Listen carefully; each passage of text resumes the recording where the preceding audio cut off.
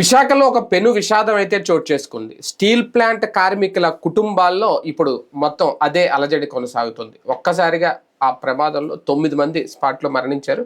ఇంకా మరికొంతమంది ఇప్పుడు ఆసుపత్రిలో చికిత్స పొందుతున్నారు. అయితే నిజంగా దీని వెనక కారణం ఏంటి? ప్రమాదం వెనక నిర్లక్ష్యం ఎంతవరకు ఉంది? స్టీల్ ప్లాంట్ని ఎప్పటి నుంచో ప్రైవేట్ పరం చేస్తారు అని చెప్పినప్పటి నుంచి సరిగ్గా అక్కడ మ్యాన్ పవర్ లేకపోవడం, ఇక్కడ ఈ ప్రమాదం జరిగిన ప్లేస్ ఏదైతే ఉందో అక్కడ దాదాపు ఒక 12 మంది మాత్రమే ఉన్నారంట. అంతకుముందు 20 మంది వరకు ఉండేవారు. అందులో మళ్ళీ సెలవులకు వెళ్ళడం, రకరకాల కారణాలు అయితే వెలుగులోకి వస్తున్నాయి. కానీ జరిగిన విషాదం, అలాగే ఇప్పుడు వాళ్ళు ఇస్తున్న పరిహారం, పైగా ముఖ్యమంత్రి చంద్రబాబు నాయుడు గారు ఇప్పటి వరకు వెళ్ళి పరామర్శించలేదు. ఏంటి అసలు దీని వెనక కుట్ర కోణం ఉందా? నిజంగా రాజకీయం జరుగుతుందా? ఏం జరుగుతుంది? వీటన్ని మీద చర్చించే ప్రయత్నం చేద్దాం. సార్, నిజంగా గతంలో అంటే ఫస్ట్ ప్రమాదం ఎలా జరిగింది, కుట్ర ఉందా లేదా, నిర్లక్ష్యం ఉందా అనేది ఒకటి. ఇంతకుముందు హుద్దూద్ తుఫాన్ జరిగినప్పుడు, లేదంటే తిత్లీ జరిగినప్పుడు ఇక్కడే ఉండి 3 రోజుల పాటు మొత్తం చేసాము, చంద్రబాబు నాయుడు గారు హడావుడిగా వెళ్ళడం ఓకే. ఇది ఆ స్థాయిదా కాదా, కంపేర్ చేయొచ్చా లేదా నాకు తెలియదు. కానీ జరిగి దాదాపు 48 గంటలు అవుతున్నా ముఖ్యమంత్రి హోదాలో ఉన్న బాబు గారు వెళ్ళకపోవడానికి కారణం ఏమై ఉంటుంది అనుకోవాలి? అంటే అధికార మార్పిడిని జనానికి అలవాటు చేస్తున్నారు ఆయన. బేసిక్గా ఇప్పుడు ఇక బాబు గారు తన శకాన్ తర్వాత శకాన్ని ఆరంభించామన్నటువంటిది క్రమంగా అలవాటు చేయడానికి తొలి ప్రయోగం కింద చేసినట్టు కనబడుతోంది. లోకేష్ని పంపించడం అక్కడ ఒక మానసికమైనటువంటి గ్యాప్ కూడా కనబడుతుంది. ఏంటంటే పవన్ కళ్యాణ్ పరామర్శించడం, లోకేష్ పరామర్శించడం. వాస్తవంగా కూటమిగా వెళ్ళినప్పుడు అందరు కలిసి చేయాలి. ఎందుకంటే బీజేపీ కేంద్ర మంత్రి శ్రీనివాస్ వర్మ కర్ణాటక నుంచి ఆయన వచ్చారు కాబట్టి నలుగురు కూర్చుంటే సరిపోతుంది. అలా కాకుండా ఇద్దరు పోని ఆయన ఒక టైం వెళ్ళారు, ఈయన ఒక టైం వెళ్ళారంటే ఒక అర్థం ఉంది. కానీ ఇద్దరు వెళ్తున్నారని ప్రభుత్వం తరపున అధికారికంగా ప్రకటించి అక్కడ ఎవరికి వాళ్ళు పరామర్శించడం, అందులో లోకేష్ కొంత అసహనం వ్యక్తం చేసినటువంటి, మామూలుగా అతను కూల్ గా మాట్లాడతాడు, అట్లాంటిది నిన్న కొంత కోపంగా మాట్లాడాడు.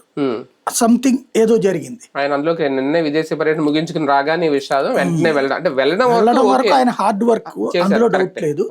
కానీ అక్కడ ఈ అసహనం ఇది చూస్తుంటే ఇద్దరం కలిసి వెళ్లాల్సిన చోట వేరుగా వెళ్ళటం అన్నటువంటి దగ్గర కన్ఫ్యూజన్ ఉంది. అక్కడ సంథింగ్ ఏదో జరిగింది అనిపిస్తోంది అనమాట. అంటే బాబు గారు వెళ్లకుండా ఈయన పంపించారా? లోకేష్ గారు వెళ్తే సరిపోద్దా? ఇంకా ముఖ్యమంత్రి వెళ్ళాల్సిన అవసరం ఇక అంతే, ముఖ్యమంత్రి లోకేష్ అన్నటువంటిది అనమాట.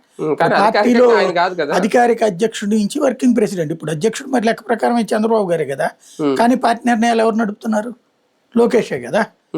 కాబట్టి అట్లాగే అధికారంలో కూడా అలవాటు చేయడం అధికారులకి, లోకేష్ వచ్చాడంటే ముఖ్యమంత్రి వచ్చినట్టే అనేది.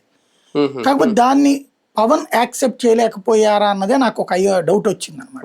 ఎందుకంటే ఇద్దరు కలిసి వెళ్ళడానికి పవన్ ఏంటి డిప్యూటీ సీఎం హోదా అంతే, అవును, ఇతను మంత్రి హోదా, అవును, మంత్రిగా కూడా ఇతన్ని పంపించడం అతనికి నచ్చలేదేమో అనిపించింది.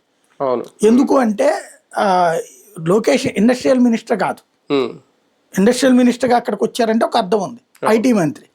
లేదా ఆయన సీఎం అయ్యి వస్తే ఇతనికి యాక్సెప్టబుల్, అంతే కదా. అంటే ఇతను సీఎం అయితే యాక్సెప్టబుల్ కాదా లేదా అన్నది ఆయన చెప్పాలి. ప్రస్తుతానికైతే జనం అయితే ఆయన్ని సీఎం అనుకుంటున్నారు, కానీ అధికారికంగా కాదు కాబట్టి ఈయన కూడా ఆగినట్టు ఉంది. కానీ ఇద్దరు కలిసి వెళ్ళకపోవడం అన్నటువంటి దగ్గర సంథింగ్ ఏదో జరిగింది. ఎన్ని సమీక్షలు ఉన్నా, ఎన్ని సమావేశాలు ఉన్నా, నెలాఖరికి వచ్చేసరికి పింఛన్లు ఇవ్వడానికి వెళ్ళడం మానట్లేదు. ఆ టైంలో కాస్తంత ఒక డ్రామా క్రియేట్ చేస్తున్నారు. ఆ విషయంలో వెనక్కి తగ్గట్లేదు చంద్రబాబు నాయుడు గారు. ఇక్కడ ఇంత విషాదం జరిగింది, కార్మికులు మాడి మసైపోయారు ఒక రకంగా, కనీసం వాళ్ళు ఎముకలు కూడా మిగలలేదు. అలాంటి ప్రాంతానికి బాబు గారు మానవతా కోణంలోనే వెళ్ళాలి అంటే అక్కడ ఆగడం నిజంగా ఇప్పుడు చెప్తున్నారు సమావేశాలు ఇవన్నీ, ఆ కారణం సహేతుకమేనా? అసలు సమావేశాలు సంబంధమే లేదు. నిన్న చాలా జుజూబి ఖాళీగా కూర్చున్నది. అంటే ఇవాళ జ్యోతి రాసుకొచ్చింది అదే కదా, వాళ్ళు రాసుకొస్తారు, వాళ్ళు అల్లుకునేది అలవాటు సహజం కాబట్టి.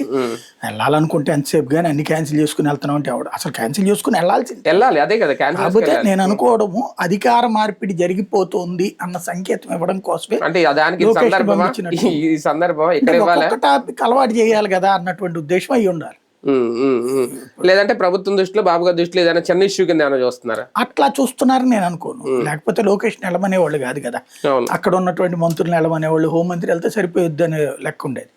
కానీ ఇతను వెళ్ళారంటే అధికారికంగా పంపించినట్టే. కాకపోతే టైం కరెక్ట్ కాదు, ఆలోచన కరెక్ట్ కాదు. ఇంకోటి ఏంటంటే ఈ ముసుగులో గుద్దులాట వద్దు, ఎదుల్చుకుంటే అనౌన్స్ చేసేయండి. ఆ సాగతీత వలన లేనిపోని తలనొప్పులు వస్తాయి. ఇప్పుడు నిన్న ఇద్దరు ఒకే టైంలో ఉండి అటు పక్కన పవన్ కళ్యాణ్ గారి ప్రెస్ మీట్ కనబడుతుంది టీవీలో, ఇటు పక్కన లోకేష్ మాట్లాడడం కనబడుతుంది. ఎలాగ యాక్సెప్టబుల్ ఇది? అదే జగన్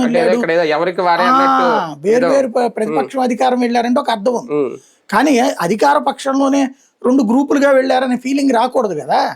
ఎందుకు తెప్పించుకున్నారు అది? ఇది ఎలా అనిపించింది అంటే తిరుపతిలో తొక్కిసలాట జరిగిన మీకు గుర్తుంటే పవన్ కళ్యాణ్ గారు వెళ్ళినప్పుడు అదే ఆసుపత్రికి అదే టైం జగన్మోహన్ రెడ్డి గారు వెళ్ళడం, అంటే ఎవరికి వాళ్ళు అక్కడికి అనిపించింది. ఇక్కడ కూడా లోకేష్ పవన్ కళ్యాణ్ గారు అట్లా అనిపించింది. మరి నాకు అదే అనేది కావాలనే జరిగినట్టుంది, అనవసరమైనటువంటి పని చేసినట్టున్నారు. దాన్ని కవరప్ చేయడం కోసం ఎట్లాగూ వంటింటి పత్రిక అయినటువంటి జ్యోతిరాయిచ్చి ఏదో కారణం చెప్తారు, సొల్లి కబుర్లు చెప్పొచ్చు, కానీ ప్రాక్టికల్ గా అయితే మాత్రం నాకైతే అనిపించింది. కానీ ముఖ్యమంత్రి వెళ్ళుంటే ఇమీడియట్ గా అధికారులు అక్కడ ఒక కమిటీ వేయడం, అసలు ఏం జరిగింది ప్రమాదానికి ఇమీడియట్ గా ఆదేశాలు జరిగి అంటే అది వేరే ఉండుండేదేమో. అదేం పెద్ద ఏం కాదండి, కమిటీ ఇప్పుడు ఈయనైనా వేసిందే కదా వెంటనే. దీంట్లో ఒకటి ప్రమాదాన్ని ప్రమాదంగా చూడాలా, ఉద్దేశపూర్వక నిర్లక్ష్యం అయితే వీళ్ళు ఇంతకు ముందు చెప్పు ఉండాలి బయటికి. కార్మికులు ఎవరు చెప్పలేదు కదా, సంఖ్య తగ్గారంటే తగ్గుతున్నారు. పెద్ద కంపెనీల్లోనే ఆ లెక్కనైతే ఒక జిందాల్ వాళ్ళ స్టీల్ ప్లాంట్ లో ఉన్నటువంటి స్టాఫ్ దీన్ని కంపేర్ చేయమనండి, చాలా తక్కువ ఉంటారు. గంగవరం పోర్టుకి మన మెయిన్ పోర్ట్ ఉంది కదా విశాఖ పోర్టు, రెండింటికి తక్కువ ఉండడం వేరు. ఈ మధ్య కాలంలో ఎక్కువ మంది కార్మికులను తొలగించారు, దాంతో మ్యాన్ పవర్ చాలా వరకు తగ్గిపోయింది. సరైన నిపుణులు లేరు అక్కడ, నిపుణులు ఉండుంటే ఇది జరిగి ఉండేది కాదు అని. ఇప్పుడు దాకా ఎందుకు చెప్పలేదు వీళ్ళు అంటున్నా, కార్మిక సంఘాలు చెప్పు ఉండాలి కదా ఆ ముక్క. అవును, నిన్న అనవసరంగా ఇప్పుడు ఒక యాక్సిడెంట్ జరిగినప్పుడు ఒక నాయకులు వచ్చారు పరామర్శిస్తున్నారు, వాళ్ళు 25 లక్షలు ఇస్తున్నప్పుడు లేదండి కొంచెం ఒక 50 లక్షలు చూడండి, లేకపోతే ₹1 చూడండి, ఇది ఏదన్నా అడగడంలో ఒక అర్థం ఉంది. కానీ మీ నిర్లక్ష్యం వల్ల ఏం దాని నిర్లక్ష్యం నాకు అర్థం కాలేదు. అసలు రాష్ట్ర ప్రభుత్వానికి ఏంటి జవాబుదారితనం దీంట్లో ప్రాక్టికల్ గా చెప్పాలంటే? ఇప్పుడు ఎల్జీ పాలిమర్స్ ఉంది, అది ఒక ప్రైవేట్ కంపెనీ, ప్రైవేట్ కంపెనీకి పర్మిషన్ ఇచ్చేది ఆంధ్రప్రదేశ్ ప్రభుత్వం కాబట్టి జగన్ ఏం చేశాడు, వాళ్ళది కదా మంది కాదు కదా, కాంపెన్సేషన్ వాళ్ళ చేతుల్లో నుంచి ఇప్పించడం కదా, అది కొరియా వాళ్ళ కంపెనీ, వాళ్ళ ₹1 అంటే పెద్ద లెక్క కాదు కాబట్టి ₹1 వాళ్ళ చేత ఇప్పించాడు. ముందు గవర్నమెంట్ ఇచ్చేసి తర్వాత రియంబర్స్ చేసుకుంది ఎల్జీ పాలిమర్స్ కి. ఇది స్టీల్ ప్లాంట్ చోటు గవర్నమెంట్, ఇది సెంట్రల్ గవర్నమెంట్ అండర్టేకర్. అట్లాంటప్పుడు ఇక్కడ పరిహారం వీళ్ళు ప్రకటించిన ఆ పరిశ్రమల చేత ఇప్పించాలి, కూటమి కాబట్టి ఇప్పించగలిగారు. కేంద్ర ప్రభుత్వం నుంచి అయితే మోడీ ప్రభుత్వం ₹2 లక్షల ఇచ్చింది. మామూలుగా మన రాష్ట్ర ప్రభుత్వం డబ్బులు ఏం ప్రకటించలేదు, అది ఇక్కడ కీ పాయింట్. ఇప్పుడు ఈ 25 లక్షలు కేంద్రానివేనా, దాంట్లోని స్టీల్ ప్లాంట్ డబ్బుల నుంచి రాష్ట్ర ప్రభుత్వంగా ప్రకటించాలి. యాక్చువల్ గా రాష్ట్ర ప్రభుత్వం తరపున ప్రమాదవశాత్తు మరణాలు జరిగినప్పుడు ₹10 లక్షల పరిహారం ప్రకటించారు. జగన్ టైంలో 7 లక్షలు ఇచ్చేవాడు, అంతకు ముందు చంద్రబాబు టైంలో 3 లక్షలు ఇచ్చేవాడు. దాన్ని జగన్ 7 లక్షలు చేస్తే పవన్ కళ్యాణ్ అప్పుడు నిలదీశాడు, 7 లక్షలతో మనుషులు అయిపోతుందా, ఏందా పరిహారం నువ్వు అని చెప్పేసి. ఇప్పుడు ఈ 10 లక్షలు చేశారు వీళ్ళు, అది అనౌన్స్ చేయాలి కదా. మేము రాష్ట్ర ప్రభుత్వం తరపు నుంచి 10 లక్షలు, కేంద్ర ప్రభుత్వం నుంచి 25 లక్షలు అనేది ఇది స్టీల్ ప్లాంట్ నుంచి. అట్లాంటి ఒక స్పష్టత లేకుండా పోయింది గొడవల మూలంగా. జరగాల్సింది ఏంటి, కేంద్ర ప్రభుత్వం 2 లక్షలు ఇస్తుంది, వాళ్ళు 25 లక్షలు స్టీల్ ప్లాంట్ నుంచి ఇప్పిస్తాం, రాష్ట్ర ప్రభుత్వం 10 లక్షలు ఇస్తామంటే అది చిత్తశుద్ధితో ఉండేది. అది లోకేష్ చేత చెప్పించి ఉండాల్సింది.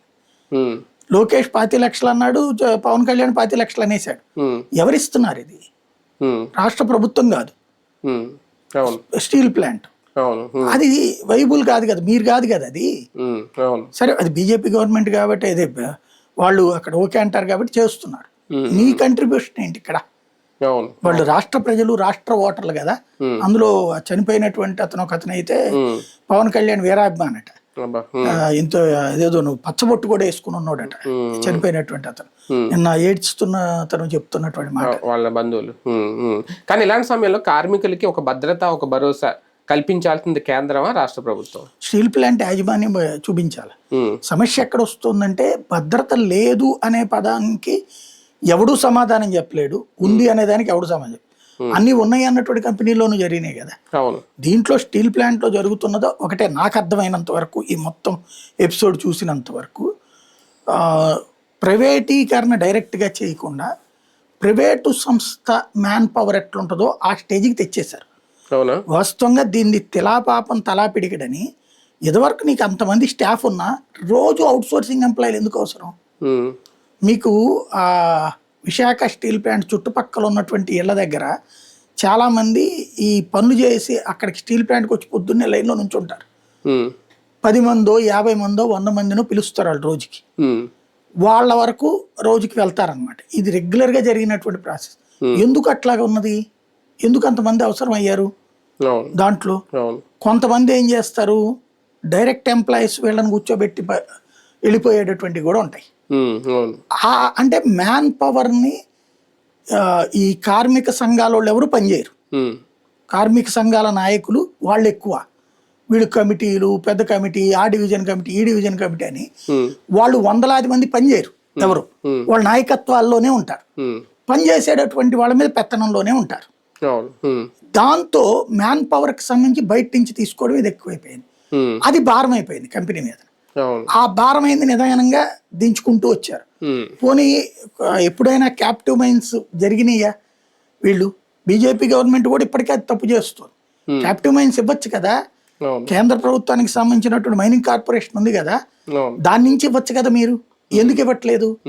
అంటే దాన్ని ఏంటంటే పొమ్మన లేక పొగబెడుతున్నట్టు దానంతటా చచ్చేటట్టు చేస్తున్నారు. ఇప్పుడు కొత్తగా వచ్చినటువంటి వీడికి ఇచ్చారు, ఎవరు వీడు మిట్టలోడు వస్తున్నాడు, వాడికి ఇచ్చారు గన్లు. మరి అక్కడికి ఇచ్చినప్పుడు వీడికి ఎందుకు ఎవరు? అదేంటంటే వేలంలో వేసుకోవాలి. వేలం వేయాలి, వేలంలో పార్టిసిపేట్ చేయాలంటే ఎవడు చేయాల్సింది? దానికి సంబంధించినటువంటి హెడ్. అది ఎవడాడు? IAS officer. మరి నీ దగ్గర డబ్బులు లేవు, డబ్బులు లేకపోతే లోన్ తీసుకోవడానికి అవకాశం ఉంది కదా. ఎలా లోన్ తీసుకోవాలి? వీళ్ళ దగ్గర ఆ బ్యాంక్ దాన్నే తాకట్టు పెట్టాలి. ఇప్పుడు ప్రైవేట్ కంపెనీకి అయితే స్థలం తాకట్టు పెడతారు సాధారణంగా. ఇప్పుడు మిత్తలైనా జందాలైనా ఇట్టంటోడే. మరి వీడికి అవకాశం ఎందుకు ఇవ్వలేదు నువ్వు? గవర్నమెంట్గా, గవర్నమెంటే నడుపుతుంది, గవర్నమెంట్ ఐఏఎస్ఏ. చేయాలంటే ఎందుకు చేయరు? దాన్ని కావాలని నాశనం చేస్తున్నారు. దాన్ని చివరికి ప్రైవేట్ వాడి చేతికి ఇచ్చేస్తారు. ఇప్పుడు 2 లక్షల కోట్ల ఆస్తుంది దానికి. రేపో మాపు ఏ ఎదవో తీసేసుకుంటాడు. ఈ మిత్తలకు ఇస్తారో లేకపోతే జందాలకు ఇస్తారో ఎవడో నొక్కేస్తాడు దాంట్లో ఇది అనేసేసి. అది ముందుగా సిబ్బందిని పంపించేయడానికి ఏదో తెలివితేటలు ఏంటంటే, అమెజాన్ ఫస్ట్ ఏమో ప్రైవేట్ ఇదే టెంపరీ వాళ్ళని తీసేశారు. ఆ తర్వాత గొడవ చేశాక కొంతమందిని పెట్టుకున్నారు. అది కూడా రోల్స్ లో వచ్చే టెంపరీ వాళ్ళు. ఈ బయట నుంచి వచ్చే వాళ్ళని ఆపేశారు. రెండో కాన్సెప్ట్ ఏమైంది, ఈ ఉన్నటువంటి సిబ్బందికి గోల్డెన్ షేక్ హ్యాండ్ ప్రకటించారు. డబ్బులు ఇస్తాం మీకు ప్యాకేజ్. అలాగా మానేసినటువంటి వాళ్ళకి ప్యాకేజీ డబ్బులు కూడా ఇవ్వలేదు. వాళ్ళు మొన్న గొడవ. అదొక మోసం కదా. అలాగే మ్యాన్ పవర్ ని తగ్గించేసి, పోనీ మ్యాన్ పవర్ ని తగ్గించాక తక్కువ మనుషులతో ఎక్కువ పని చేస్తే సంతోషం, అలా చేపిస్తుంటే. కానీ మళ్ళీ దాంట్లో ఉన్నటువంటి విభాగాలు ప్రైవేట్కి ఇచ్చే పని చేస్తున్నారు. అంటే దాన్ని ఏది ప్రైవేటైజ్ చేసేటటువంటిది ఒకేసారి చేస్తుంటే వ్యతిరేకత వస్తుంది కాబట్టి దాన్ని రాజకీయ పరంగా గొడవలు రాకుండా నిదానంగా క్రమంగా తీసుకెళ్లి చేసుకొస్తున్నారు. కానీ కార్మికుల్ని ఒక రకంగా ఇప్పుడే ఇలాగే ఉంటే నిజంగా ప్రైవేట్ పరం చేస్తే వాళ్ళ జీవితాలను ఇంకా తాకట్టు పెట్టినట్టే కదా. ప్రైవేటు పరం చేస్తే జీవితాలు తాకట్టే ఉండదు, వీళ్ళకి ఈ భద్రత ఉండదు. అవును, దీనికంటే రూపాయి ఎక్కువ జీతం ఇస్తుంది ప్రైవేట్ కంపెనీ, ఎక్కువ ఇస్తారు. కాకపోతే ఏంటంటే ఇప్పుడున్న ఈ సేఫ్టీ ఉండదు. ఏది రిలాక్స్డ్ గా కార్మిక సంఘాలు ఈ గొడవలు ఇవన్నీ చేయడానికి ఉండదు. అప్పుడు ప్రైవేట్ వాడితే ఎట్లా ఉంటుంది? గంగవరం చేస్తానంటే ఊరుకుంటారు. ఇప్పుడు ఉన్నంత ఉద్యోగ భద్రత ఉంటుందా? ఉద్యోగ భద్రత ప్రైవేట్ కంపెనీ ఉద్యోగ భద్రత అనేటటువంటిది ఎట్లా ఉంటుందో ఆ హక్కులు అట్లా ఒక ఎంఎన్సీ కంపెనీ లాగా అంతే కదా. అంటే ఎంఎన్సీ కంపెనీలు కాదు, వీటికి ఇండస్ట్రీస్ కి మ్యానుఫ్యాక్చరింగ్ సెక్టర్ కి కార్మిక చట్టాలు ఉంటాయి. మనకి మామూలుగా ఎంఎన్సీలో వచ్చేటప్పటికి ఇవాళ పింక్ స్లిప్ ఇచ్చి రేపు అంటే దిక్కులేదు. 45 రోజుల శాలరీ అనేది ఉంటది లెక్క ప్యాకేజీ. వీళ్ళకి అట్లా కాదు, ఏదో 3 నెలల శాలరీ అనేది ఉంటది. దీనికి వీళ్ళకైనా ఎంత అయితే డ్యూటీలో నిర్లక్ష్యంగా ప్రవర్తిస్తే, మామూలుగా అయితే అట్లా ఉండదు. కాకపోతే ఒకటి ప్రభుత్వంలో ఉండే భద్రతా భరోసా అయితే ఇక్కడ ఉండదు, అంతవరకు ఓకే. ప్రైవేట్ కంపెనీలు అది గుర్తుపెట్టుకోవాలి. కానీ వైసీపీ క్లెయిమ్ చేసుకోవాలనుకుంటున్నారు. మేము ఎల్జీ పాలిమర్స్ దగ్గర నుంచి ₹1 కోటి మేము ఇప్పించాం, ఇప్పుడు మీరు ఇవ్వలేకపోతున్నారు, దాని మీద నిరసన. వాస్తవంగా నిన్న జరిగిన విషయం ఏంటంటే, వైసీపీకి తెలియకుండా వైసీపీని లాక్కొచ్చి వైసీపీని హీరోని చేశారు వీళ్ళు. అవునా? ఇప్పుడు లోకేష్ పవన్ కళ్యాణ్ని ఎవడడిగాడు వైసీపీ గురించి?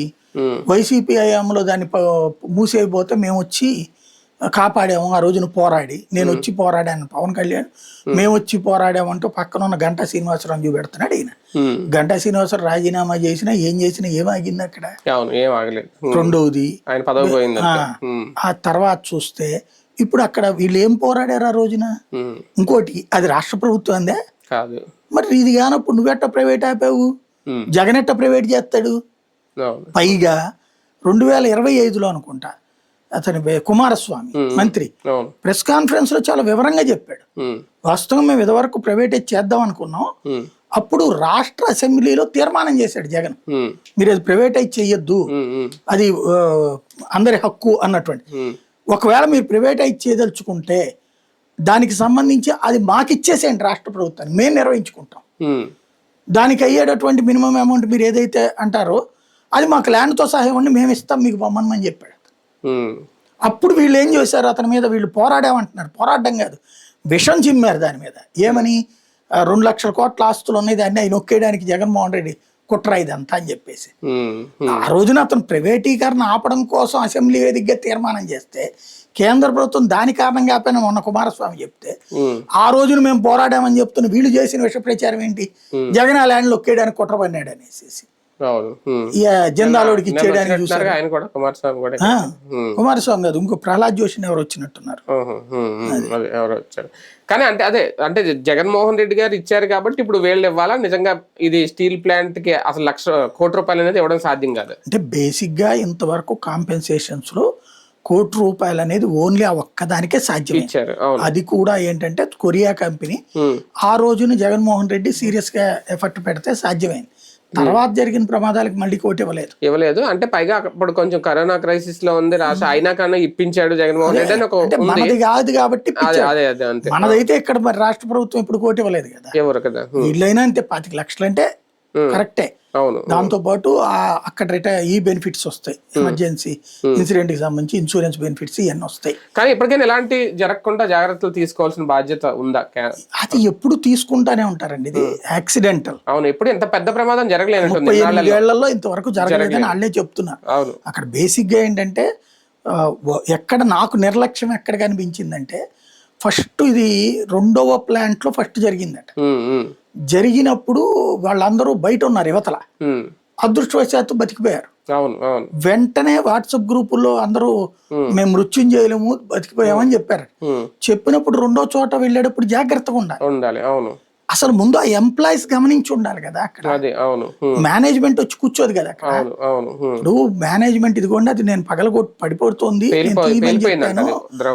అది డేంజరస్, మేము తీయమని చెప్పినా కూడా వాళ్ళు తీయలేదు అన్నారు అనుకోండి, అది మేనేజ్మెంట్ రెస్పాన్సిబిలిటీ అవుతుంది. కానీ అకస్మాత్తుగా పేలింది అది, దాంట్లో మేనేజ్మెంట్ నిర్లక్ష్యం అనడానికి కూడా ఉండదు, అది ఇన్సిడెంట్. అది ఎవడు కారణం అన్నటువంటిది ఎవరు చెప్పలేరు. అదేదో గ్యాసెస్ లీక్ అయినాయి, దాంట్లో నుంచి పైకి పోవాల్సిన గ్యాస్ మెల్ట్ అయిపోయి తిరిగినాయి అని చెప్తున్నారు ప్రాథమికంగా.